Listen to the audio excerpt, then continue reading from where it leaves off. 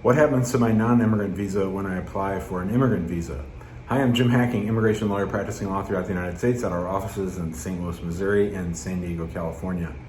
One of our members of the Immigrant Home Facebook group was wondering, why did my non-immigrant visit visa to the United States get canceled when I applied at the embassy to get my immigrant visa stamped? And that's an interesting question that comes up from time to time. People seem to get confused, but you have to remember something that we talk about often on these videos, which is immigrant intent. Once you have demonstrated immigrant intent, it is very, very difficult to get a visit visa or a student visa, any non-immigrant visa.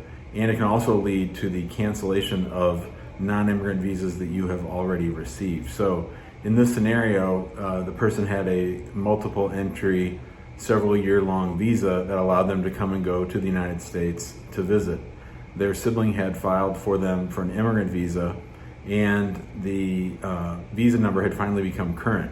So the non-immigrant sibling overseas began the processing of their immigrant visa to come and stay in the United States. So an immigrant visa is when you're applying for a green card, when you want to come and stay and reside permanently.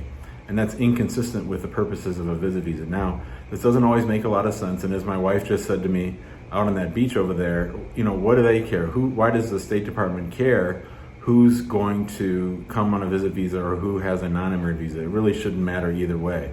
So I get that frustration, but the fact of the matter is that as soon as you start dabbling in immigrant visas, if someone files an I-130 petition for you, the chances of your ever getting a visit visa or a student visa after that are very, very small. So if you're trying to do both, you should always do the non-immigrant visa first. But in answer to this member's question, you should not be surprised if you apply for an immigrant visa and thereby wave your hand and say, hey, I want to live in the United States, that by demonstrating immigrant intent, that any non-immigrant visas you have could be subject to revocation, and it might make it very difficult for you ever to get a non-immigrant visa again. So if you have questions about this or are wondering about the interplay between non-immigrant visas and immigrant visas, feel free to give us a call, 314-961-8200.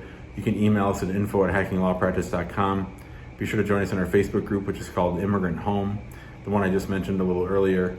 Also, don't forget to subscribe to our YouTube channel. And every Tuesday and Thursday, we're live in the YouTube channel and on our Facebook group, usually at noon Central, answering as many of your immigration law related questions as possible. Thanks a lot, and we'll see you next time.